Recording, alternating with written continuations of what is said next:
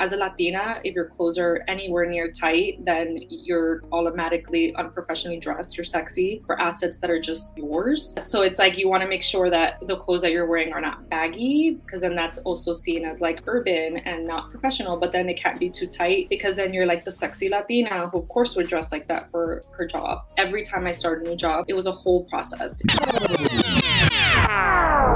Mi gente, what's good? Dímelo, dímelo. Welcome to another episode of the Quién Tú Eres podcast, brought to you by Plural. You already know, on this podcast, our mission is to redefine professionalism. So every week we have a new guest join us for a very candid conversation about the conflict that they've experienced between professionalism and authenticity. Speaking of guests, the clip in the intro that you just heard is with this week's guest, Thatiana Roman. Before getting into the full conversation, let me give you a quick bio so that you know Thatiana a bit more. She was actually born and raised in the Bayside area of Queens, New York, to parents from the Dominican Republic. For college, she actually stayed in New York, where she attended Pace University and graduated magna cum laude. Way better student than I was. I barely got a 3.0 graduating.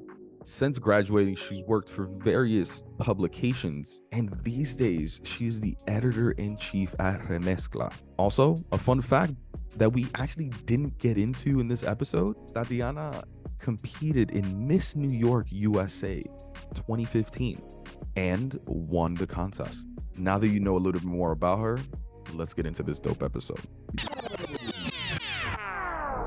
All right, so let's get started where we always do with the word authenticity. It's such a buzzword.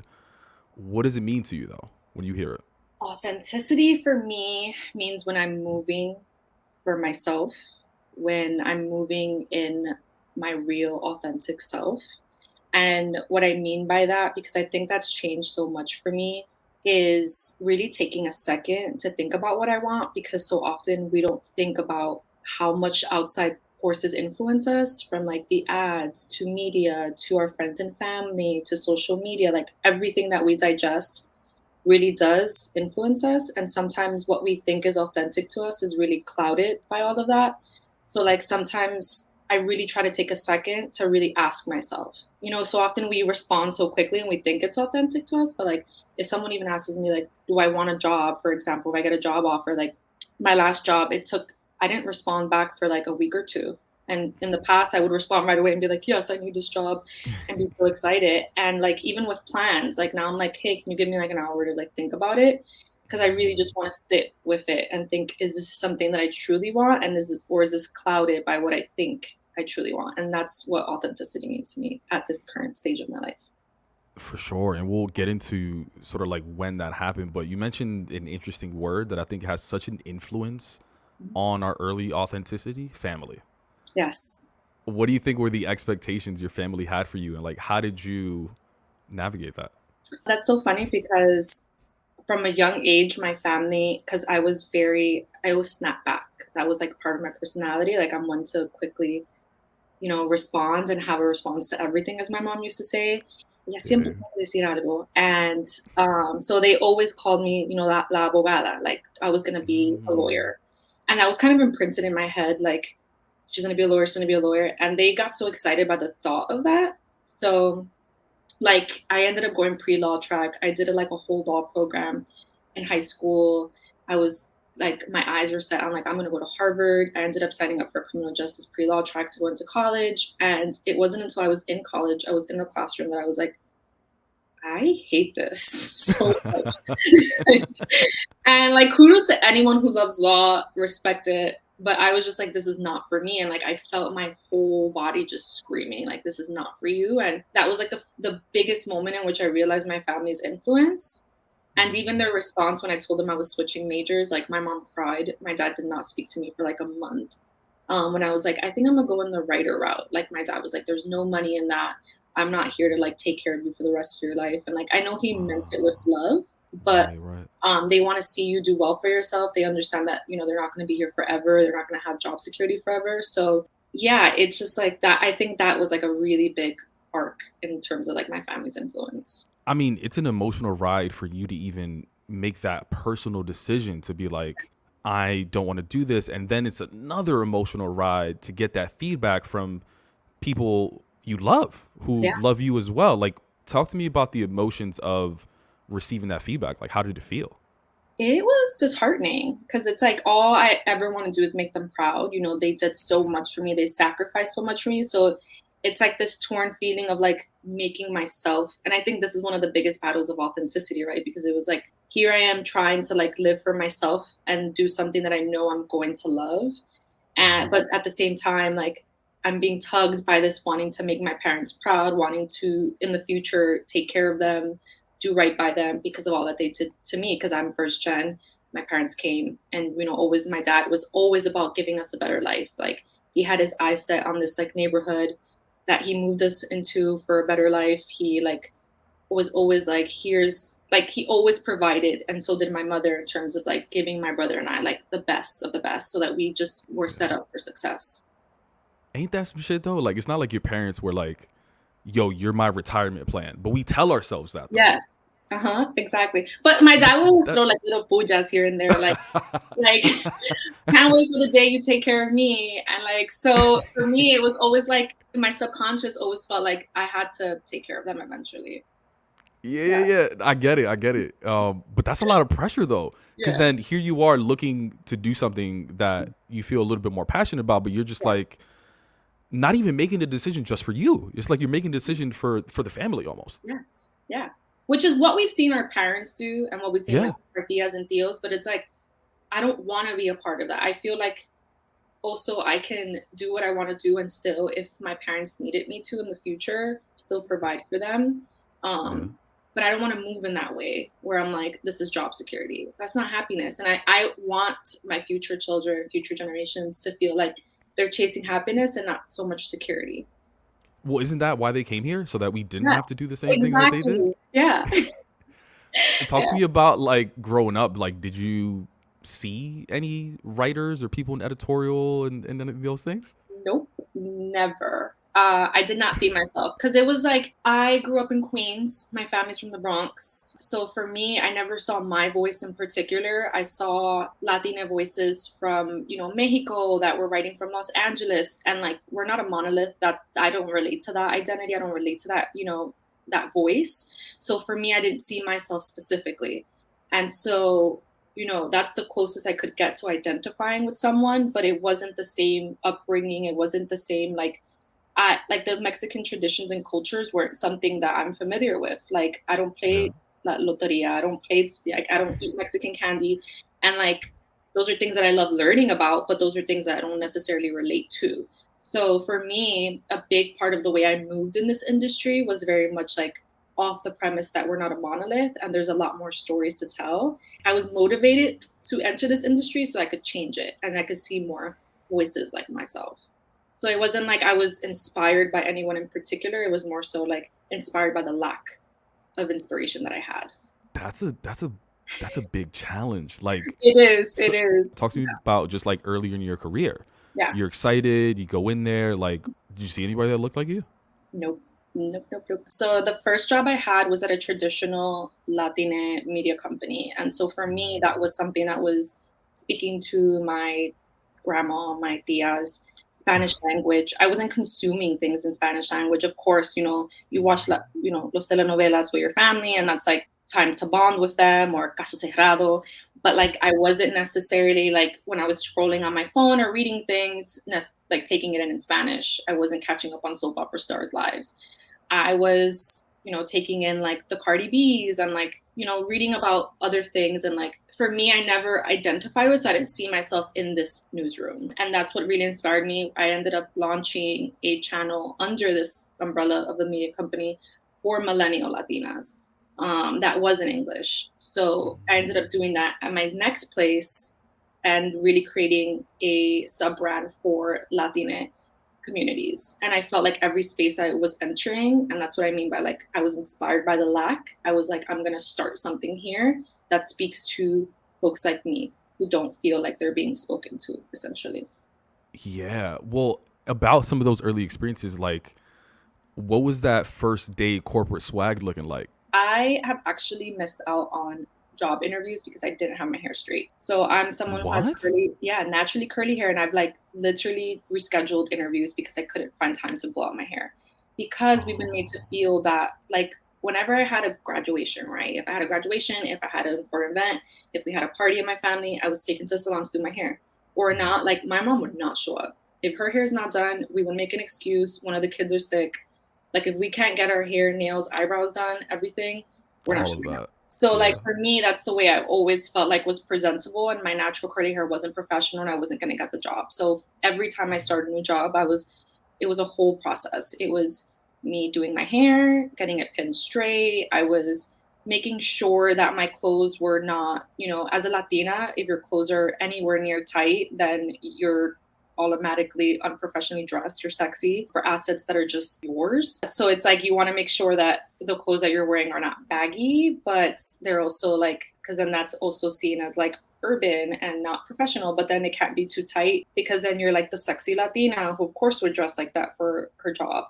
So it was like even up to the clothes that I wore had to be deemed professional. So it was just like, yeah, it's a toll. And it's like you have your parents in your ears about like pelo malo Mm. and what media tells you is professional in terms of clothes and Latinas, because I think that's a very siloed thing as well. Yeah, that's exhausting. I mean, Yeah. you're not alone too. Like there have been women on the podcast that said that they like bought long blazers just to kind of like Mhm. wear as a poncho to cover their breast and butt. Yeah. That's exactly what I had to do. Like I had to buy Really? long blazers, make sure that my blouses were like two sizes over, and like I found a way to like pin it to make it like you just don't want to, fit this mold of like the sexy fiery Latina, because then people either get intimidated or they get like they just feel like that's not professional. And Why it's are you just talking about it like it happened? I don't think it happens. Okay. Like, did you get any sort of feedback that made you feel uncomfortable about like how you were dressed? I remember walking into I remember I had a pencil skirt on once, and I remember there was a coworker that was like, "Ooh, so sexy today." And I was like, "This is a pencil skirt." And it's just like comments like that, like, "Ooh," like, and I know it maybe wasn't intended to be like, but it's a microaggression at the end of the day. It's like if someone that what didn't have my body type or wasn't a Latina walked by with the same pencil skirt, you're not going to say that. And it's like I don't want to be seen as sexy in the workplace. That's a little inappropriate. So it's like to even have that said publicly out loud in a workplace, like, "Ooh, so sexy." It's like, it's like a little weird. Yeah. So I did experience like little comments like that if I would wear certain things. So it's like it makes you a bit, subconscious of the things that you're putting on in the morning, and you're trying to be careful. And I remember the first day that I started at like a predominantly white space that I worked in, I bought like this cute little dress that was like a little fluffy. And it was so not like me. Like I'm a girl who wears like, jeans, and like I'm a sneakerhead. Like I love Okay. sneakers. And it was like this little dress from Marshalls that was like with lemons on it, and like it was just like this fluffy little dress that was like it covered everything from my chest area. It didn't like slim anywhere, and I had these like yellow like mules like heels, and I was like, who? Like it was just not me at all. Like I'm a very sweater. I love my khaki pants. I'll wear jeans. I'm sneakers all day, every day. So it's like that's me, and I just feel like all of that comes with stereotypes, right? Of course, she's gonna wear sneakers. She's a girl from like because I lived in Right. Harlem at the time. Of course, she's like a Latina from And Harlem. God Yeah. forbid, there are certain type of sneakers too. Oh, If yes. they're Jordans or Oh, yeah. yeah. Like if you wear some Allbirds, ain't nobody coming at you. Yeah. If I wear Converse, I'm okay, but if Yo, I put in some Air Forces, it's over for me. that I'm fascinated by you potentially just like getting dressed one morning and then looking at your outfit and you're like, who the fuck is this person that I'm looking at in the Oh, mirror? yeah. Like this is not me. Yeah. That's happened so many times for me in my career, like, if not most of my career, where I But would what do make you do? What do you do in those situations? Like, do you think back to these lofty goals that you have for yourself and your family? You're just like, well, this is just like the price of entry. Like, what are some of the thoughts that you think about? for me, it was like I only hope to continue to grow so that I can change the way that these newsrooms work. So being an editor in chief now, I'm very like, wear what you want. I always moved with the hopes that I would continue to grow so that I can change things. So I always felt like, you know what, one day I'm gonna be a leader and one day I'm gonna change this. And I felt like that really kept me like inspired and like kept me going versus feeling discouraged.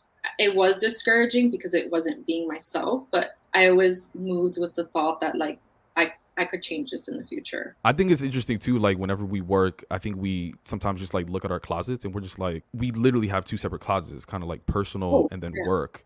Hmm. Sometimes like before we even notice that we're losing ourselves, other people start calling us out as well, whether it be like friends or family, like, where are you going? Yeah. Yeah. No, I get that. I remember I used to like meet my friends, like going after work. I hung out in Washington Heights, so I would go meet my friends at a bar, and it's like, what are you wearing?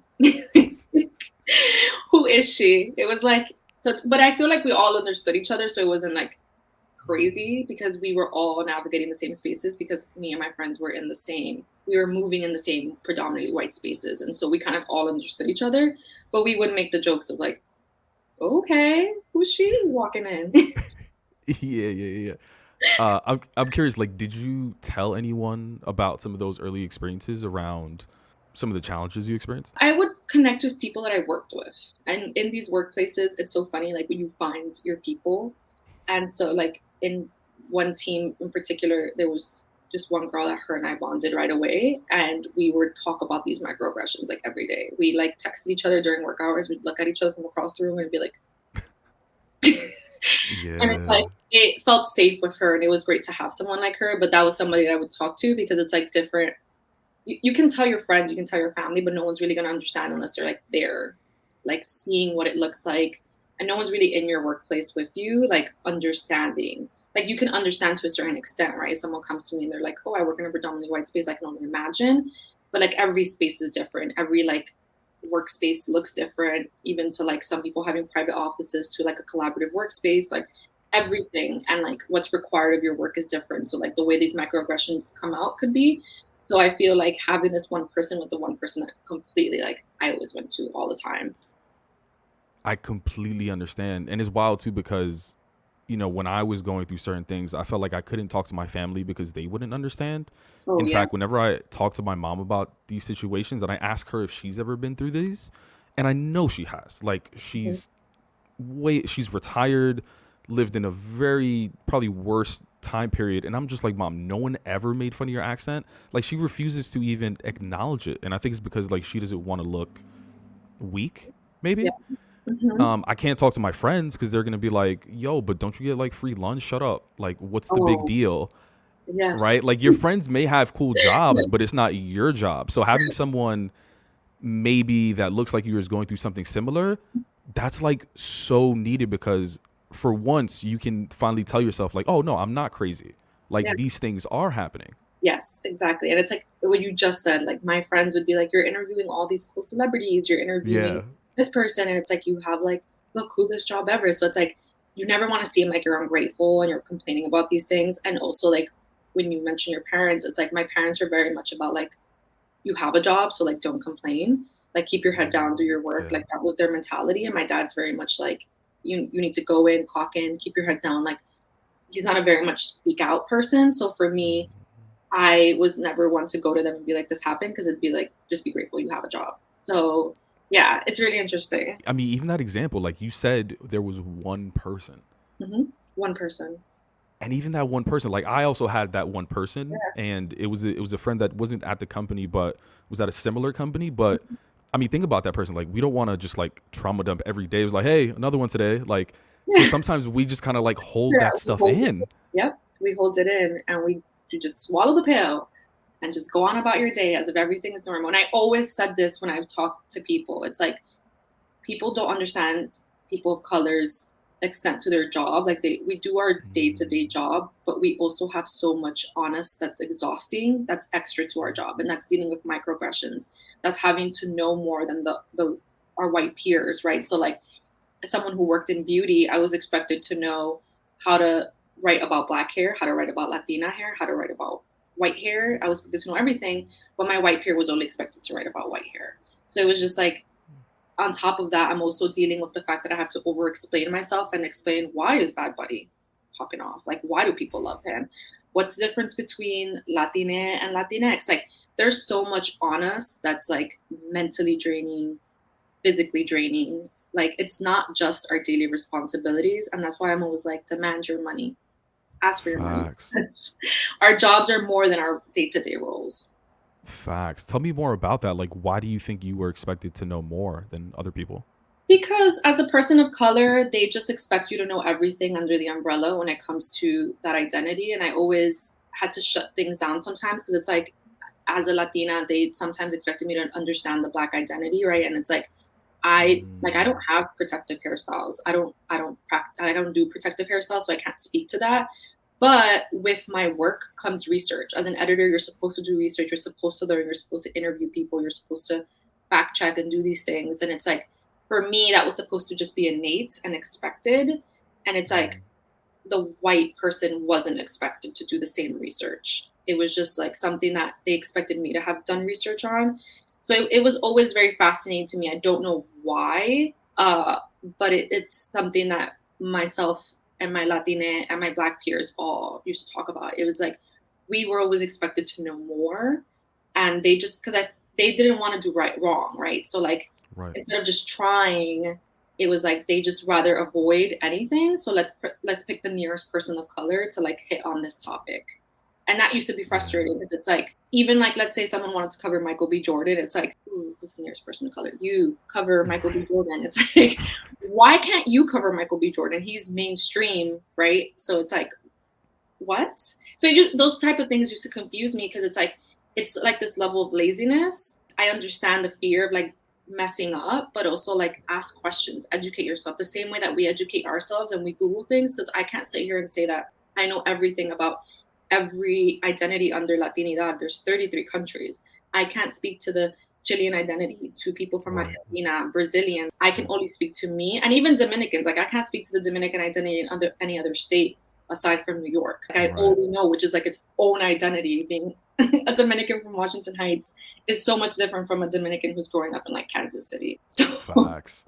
It's almost like white people get to represent themselves while we have to like represent a whole population. Exactly. I used to say how exhausting it was because I used to have to represent 33 countries. Like I used to be the one person that would speak to all of Latinidad, and I'm like, that's not possible. Like I'm not going to hit the nail on the head. It's so funny because I remember, so my most of my experience has been in like sales and marketing, and for whatever reason, call it a coincidence, I would always get assigned the multicultural marketing things. And it's funny because my team was like full of white women and they're all moms. I was like, why aren't they working on the mom campaigns? Yeah. No one gets that pressure to like represent a whole community. It's interesting too, like you working in editorial. Do you think you were like pigeonholed to like write certain stories as well? Oh yeah, 100%. I've actually never admitted this or told anyone this. So when I joined my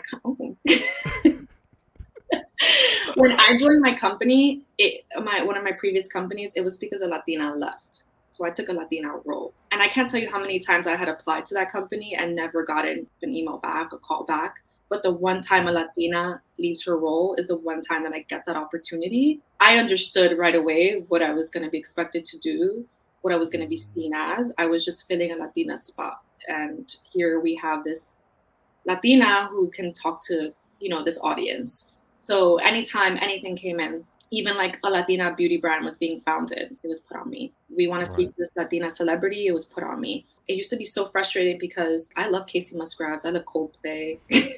I would love to interview like people who are also not Latina. As much as I love my Latina people and I love their brands that they're launching, there was also like South Asian brands that were being founded that I would like really push myself for because I'm like, I really love their story. And it's like, I didn't want to be pigeonholed, but I always was. So yeah, it was always happening.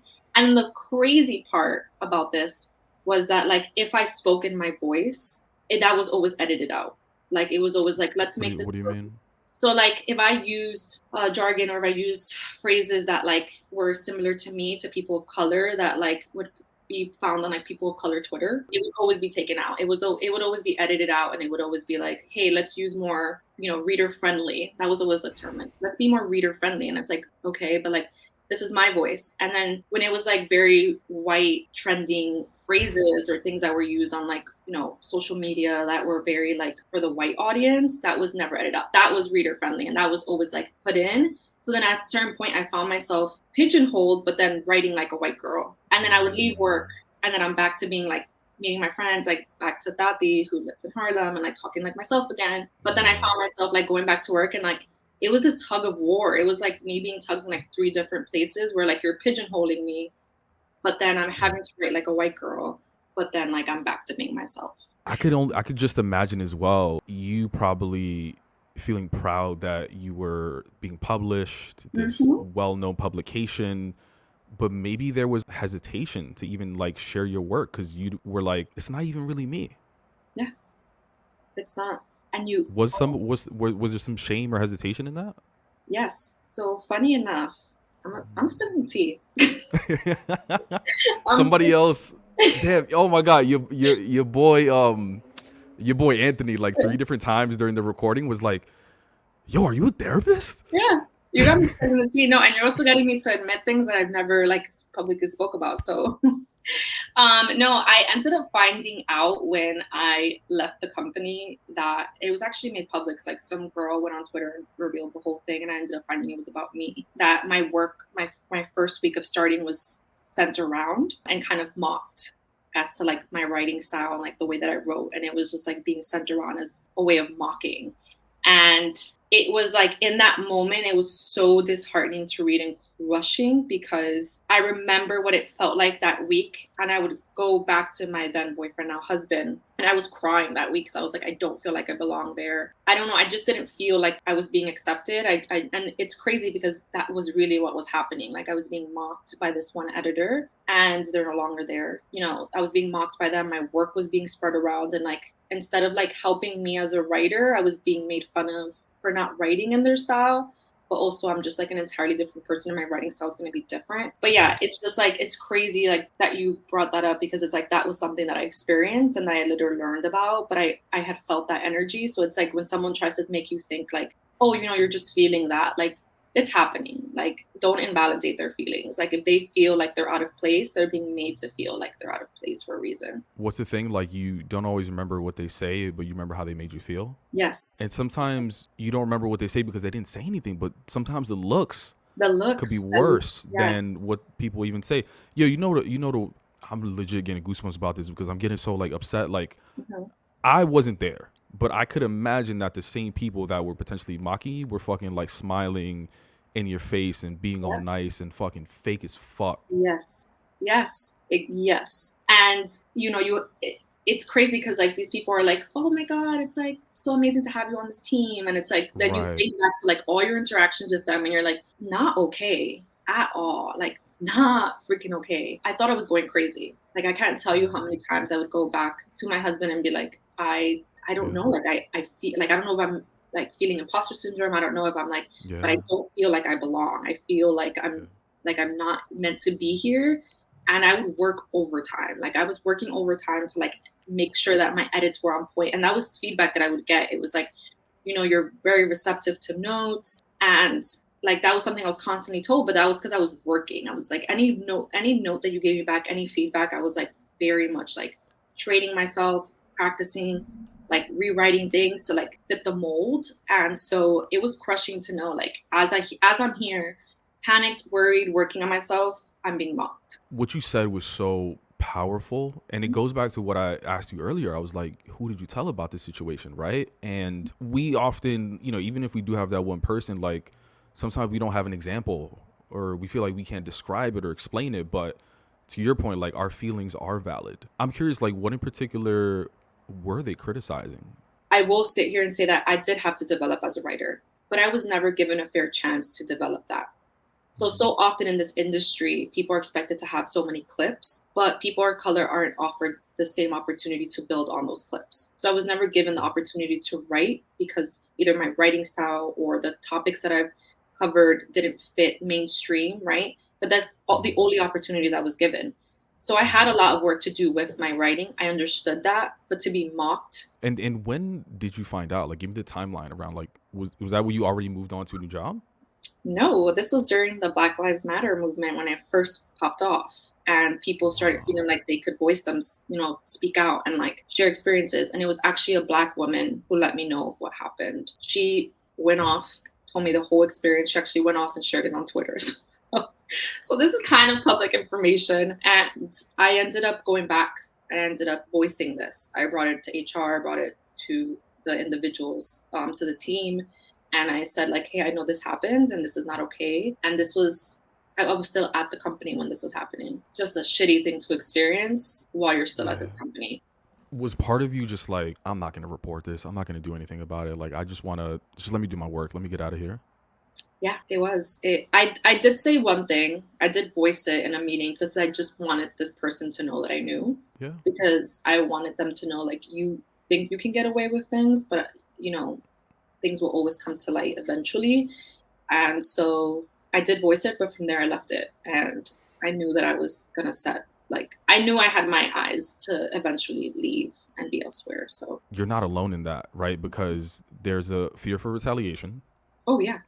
There are fears for even just like personal branding. Oh my God, am I going to be the girl that snitched or the girl that did this, or whatever that girl means? You know what I mean? I've had that fear plenty of times, but I think that we don't think about the representation that we're creating with whatever decision that we make as well, right? Like, let's say you like didn't say anything or whatever. Maybe other people are looking at you and they're like, damn, well, if somebody makes fun of me, I'm not going to say anything either. Yeah. You know, but by you talking about it publicly and openly, it's kind of like, oh, that's the precedent, or like that's kind of like what I need to do. Like I need to find confidence in my voice to be able to do that. I don't know if you realized that at the time. You were starting to create representation in like changing the way that people could move at work. Yeah, 100%. And I won't even take that credit because I think the Black Lives Matter movement and the way that my Black peers at work were speaking out, setting the movement.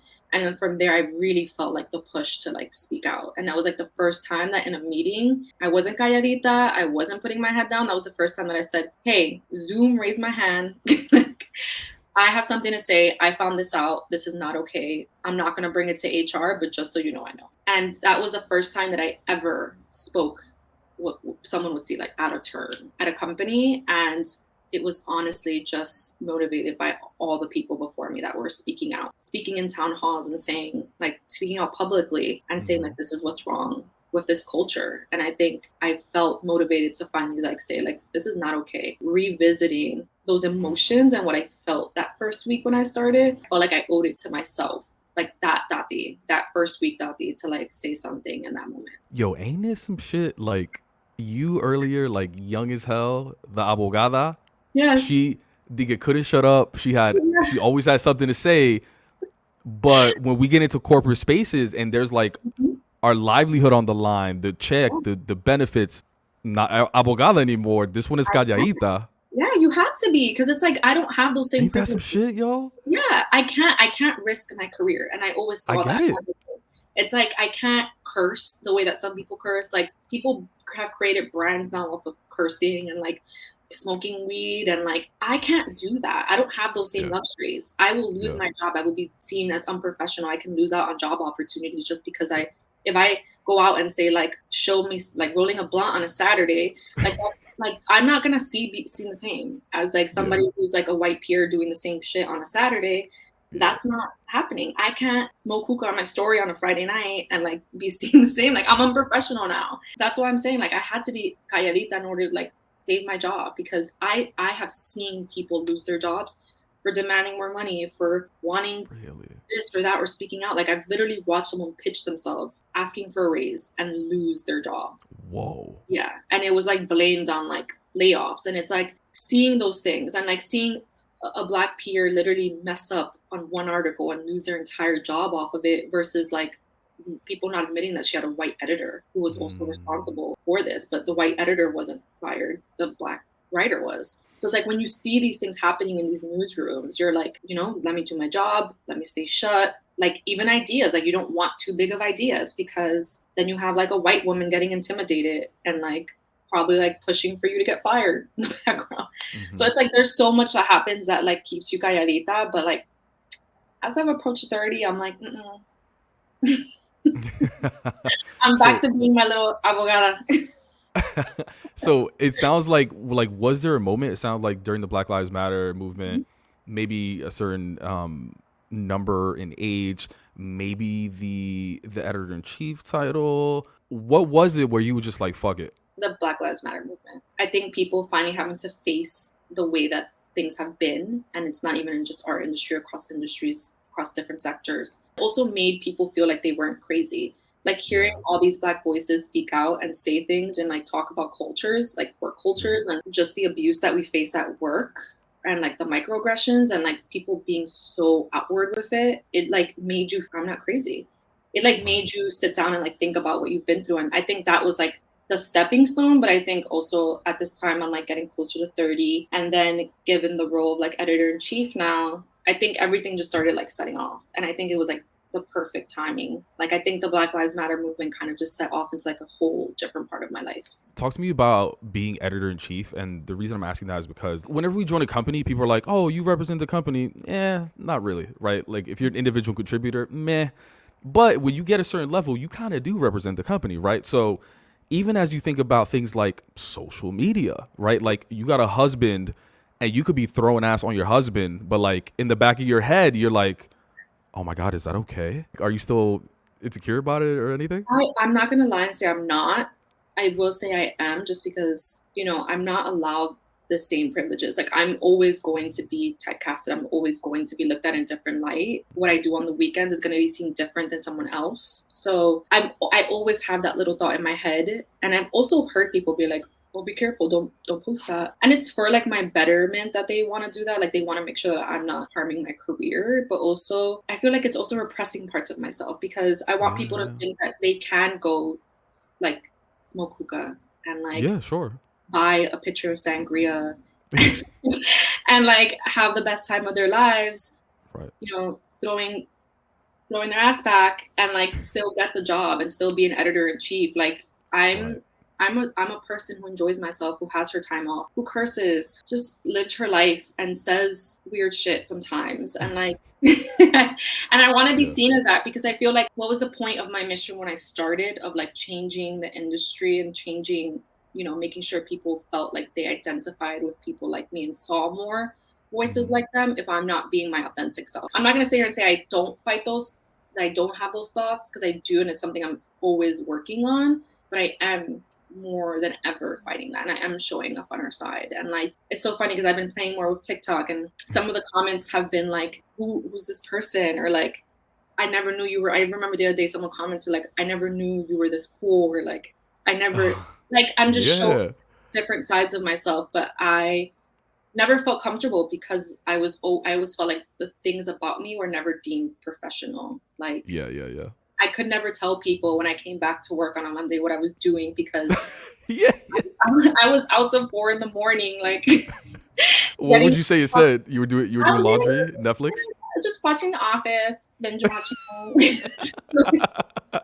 like doing nothing. I just chilled all weekend, like went on a date Yeah, with my yeah. boyfriend. Even when they'd be like, "Oh, where'd you go?" Like I couldn't be like, "Oh, we went to Dykeman," and like went to Cachapas y Mas, and like I would like make up a line, like, "Oh, we went to some bar," and like I would always say like Uptown or like the Upper West Side, and it's like Keep it that's like very brief yeah, too. like I went to Flor de Mayo, and it's like, oh, I went to the Upper West Side. I went to this Asian fusion restaurant. Asian fusion Yeah. restaurant, and meanwhile They I'm have having great cocktails. yeah, Yeah. meanwhile I'm getting like fucked up off a Long Island iced tea and like, having Yo, like a Flor de big, Mayo is a gem. yes. If anyone has But not been there, please go. here's the thing though, because I get that same feedback, Mhm. but it's interesting. Like if I would analyze the feedback and who I get it from, I Yeah. think it's most often from an older generation. Oh yeah. And I think it's because like those are the survival tactics that they learned, right? Like even when we think about our families, they were like my grandfather. He would be like, you know, do you see presidents and CEOs with beards and tattoos and piercings? No, right? Act and dress accordingly. And I get what he was trying to do. He was trying to like Yeah. protect me from people's negative perceptions, but that doesn't mean he was right. Yeah. Because if you look up the definition of professionalism, it's defined as a skill or competence expected of a professional. That's it. Has nothing to do with how you look, right? So Mhm. I feel like but I get the fear. Yeah. I get the fear I because just got the my older first tattoo last year. yo, I'm 32 and it's this year when I'm gonna get my ears pierced. Mhm. I'm telling you, I just got my first tattoos because my dad was super like, tattoos will Yeah. never get a job. And like I've even heard from like peers my age, they were like, but you do on camera stuff, and like do you really want to like go on air and like have tattoos? And I'm like, but they're also brainwashed over like yes, those learnings. Yeah. So it's yeah. like, who can we trust? Who can we do? Who do we trust? No, it's honestly, but that's why I feel like these conversations are important, because Mm-hmm. it just goes to show like you can be an editor in chief, you can be a podcast host, you can like own a platform and like still do these things that have been deemed unprofessional for so long. We really need to change what professionalism looks like, because it's racist at the end of the day. If we really think about what professionalism means, it's a racist antidote. It's like the whole concept, if you think about it, is just it works against groups of people, and it works to the benefit of some people. It's so draining. I can't tell you, when I think back to like how exhausting it is to not have been myself. And like from my work, as I mentioned, like writing as a white girl and then hiding what I was doing on the weekends, like you kind of get lost in all of it and you like lose your identity at the end of the day, because you're like lying you're lying around the clock. You're like not being yourself. That and becomes a part of you, and you start transforming into this person. Like I found myself talking like a white girl at one point. I was like, this is not me. Like, Yeah. Yeah, I always say like there's nothing wrong with expanding your preferences, yes, but like white people put me onto fucking Brussels sprouts. I love Brussels sprouts. I love Brussels sprouts. That's what I'm saying. I'm fine. Like it's great, but it's like I also want to make sure that like I'm staying true to myself and like the things Yeah. that I like. And sometimes I say things like I'm mad happy, and like I remember the looks I got when I said mad happy, and it's like what's mad, and it's like, and then that's like unprofessional, right? Because you're like you're Right. this editor, and now I'm an editor in chief, and I'll still say it. Like it's funny. My mom came to visit me recently. Oh. I was in a meeting, and I was like, let's get the, let's make this shit happen. And I said shit, and my mom literally from the room, like I could tell she wanted to like throw something at me. And it's just like, but that's the culture I wanted to create. Like for me, it's really important to like be open, be myself. And I say these words, like in my real life, I use these words. I like, of course, I'm not going to make a sales pitch meeting and like Sure. say the word fuck. Sure. Well, But like with my team and my peers and like the culture I want to create in my company is like whatever, like however you speak, I want it to be what you do at work. We shouldn't have to be like code switching and like you sign off and now you're this person and then you log on and you're this person. Like I want people to be their authentic selves, because I know what exhausting it is to not be yourself. facts. And to wrap up, Yeah. obviously you're not done growing. Neither am Never. I. None of us are. Like, what's the one thing that continues to inspire and empower you to continue, pushing that boundary and authenticity at work? The people that come after me, I don't want them to fear like they can't be themselves. So I feel like thinking about the generations that come after, the ones that include my future children, and like thinking like I don't belong in this space. That feeling I had that first week where I was crying, like I don't want anyone to ever feel that in whatever space they work in. We should be able to like follow our dreams. And like I love writing, I love being an editorial, I love storytelling. So I want them to be just as excited and never feel that. And then I would say personally, it's my happiness. I feel like what keeps me inspired is just knowing that like being myself, being my most authentic self serves my well-being, serves my happiness, and at the end of the day actually gets me more respect, gets me higher in life than when I'm not being myself. I find like that if I'm not being myself, as I shared the story of being mocked, I'm not going to be respected. And for me, respect is something that in work you still want to, you want to be loved, but you want to enjoy your culture, but you also still want to be respected as a human. And I find that the more authentic I am to myself, the more I'm respected as a human. Mi gente, that wraps up another episode of the Quién Tú Eres podcast. If you enjoyed what you heard today, please do us a favor, like, share, comment, wherever you're listening to this. Please leave us a review. It's only going to help us in the algorithms to ensure that these stories and experiences get heard by as many people as possible, because that's the only way that we're going to redefine professionalism. Ya tu sabe. See you next week.